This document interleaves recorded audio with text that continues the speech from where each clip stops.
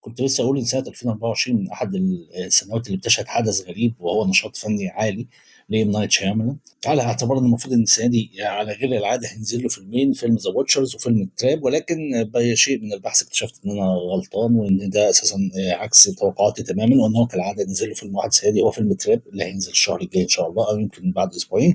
ولكن بينما إن فيلم ذا واتشرز أساسا هو من إخراج بنته إيشانا نايت شيامالان، فهل ده فرق إلى حد كبير؟ تعال أقول لك.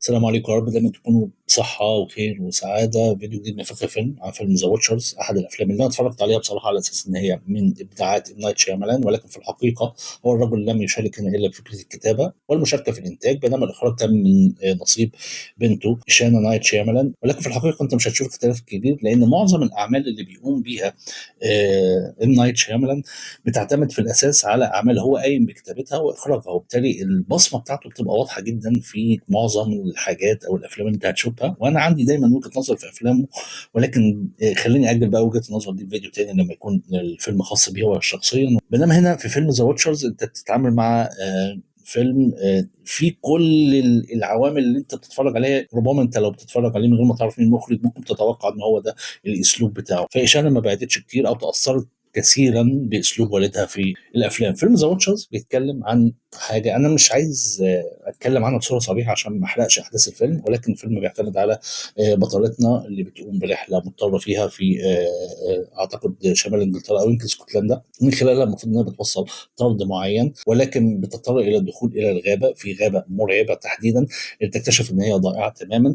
في الوقت اللي بيخيم عليها الليل بتكتشف ان ما فيش مكان ينفع انها تدخله الا ما يشبه الغرفه المحكمه اللي بيتواجد فيها عدد من الاشخاص، وبينجحوا في دخولها عشان يطلبوها اثناء ما هي موجوده. طول ما فتره الليل لازم تفضل واقفه قدام المرايه. تقف قدام المرايه ليه؟ عشان بتكتشف مع الوقت ان المرايه دي مرايه ذات وجهين، مرايه بتشوف فيها نفسك، بينما من الناحيه الاخرى هي عباره عن زجاج بيبين الناس اللي موجوده داخل المكان ده والمحبوسين. وبتكتشف مع الوقت طبعا ان في خطر دائم، ربما كائنات مرعبه موجوده في الغابه، الغابه المظلمه تماما، الغابه اللي الهروب منها شبه مستحيل، والكائنات دي بتيجي يوميا عشان تتفرج عليهم، بينما اي محاوله منهم للاهمال او البعد في فتره الليل دي محاوله مكتوب عليها الفشل او الموت. وبالتالي الاسئله اللي بتفضل تدور في دماغك طول ما تتفرج: مين الناس اللي معاها دي؟ وفي نفس الوقت مين الكائنات الموجوده بره؟ ايه نوعيه الكائنات الموجوده بره؟ وهو قدم لك التفسير ده في غير الفيلم. يلا انا مريحك اهو، مش عارف التفسير ده هيبقى مرضي ليك ولا لا، ولكن هو تقريبا حب ان هو يريحك عشان ما تبقاش قاعد متنرفز من اي تفسيرات مبهمه زي ما كانت افلام ام نايت شيامالان الاولانيه بتقدمها. في نفس الوقت هل هيستطيعوا البقاء على قيد الحياه؟ ازاي يقدروا يلاقوا طريقهم في خلال الغابه المرعبه؟ وهي فعلا من خلال التصوير انا اؤكد لك ان هي غابه مرعبه جدا. فكره الهروب هل ستكون ناجحه؟ الناس اللي كانوا موجودين معاها ليه هم مصممين ان هم يفضلوا في مكانهم وخايفين ان هم يهربوا؟ ده شيء بيتضح مع الاحداث ومع الحوارات. الشخصيات دي جايه منين؟ والشخصيات دي ليه خايفه انها تعمل اي مغامره، سواء الست الكبيره في السن او الشابه او الشاب الصغير اللي موجودين. كل ده من خلال نفس الطبيعه، مش عايز اقول الخانقه ولكن الثقيله اللي بيتم دايما تمثيلها في افلام نايت شيامالان.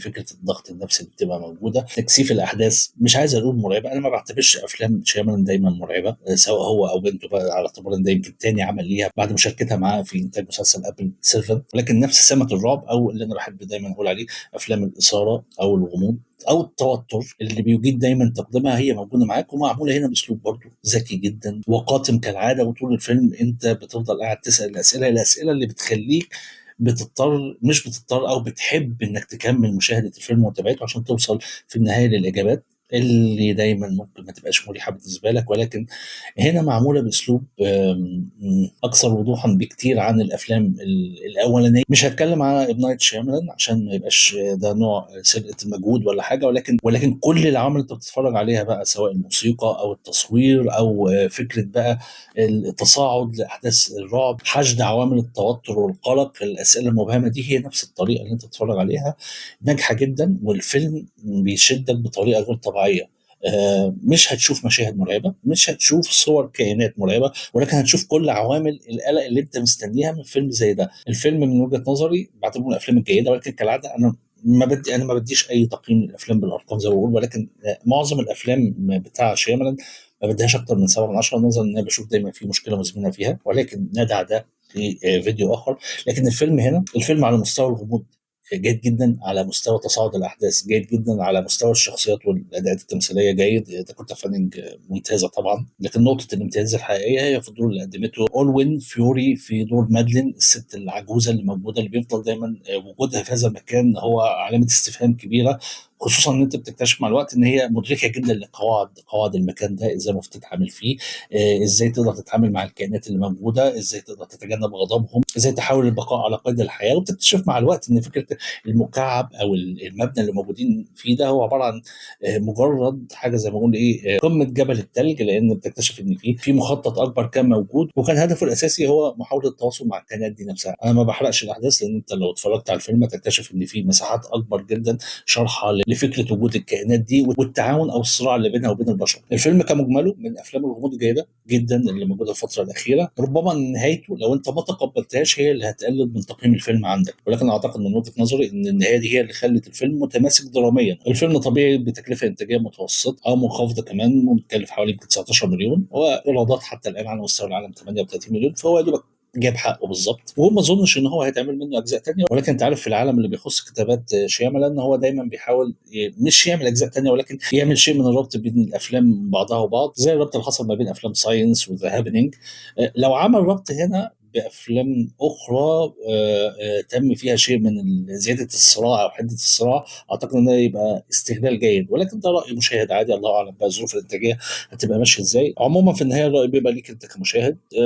تمنيت ليك مشاهده ممتعه، واعتقد ان انت لو بتحب نوعيه الافلام دي فهي مشاهده غالبا هتبقى ممتعه. تحياتي، واشوفكم في فيديو قريب تاني ان شاء الله.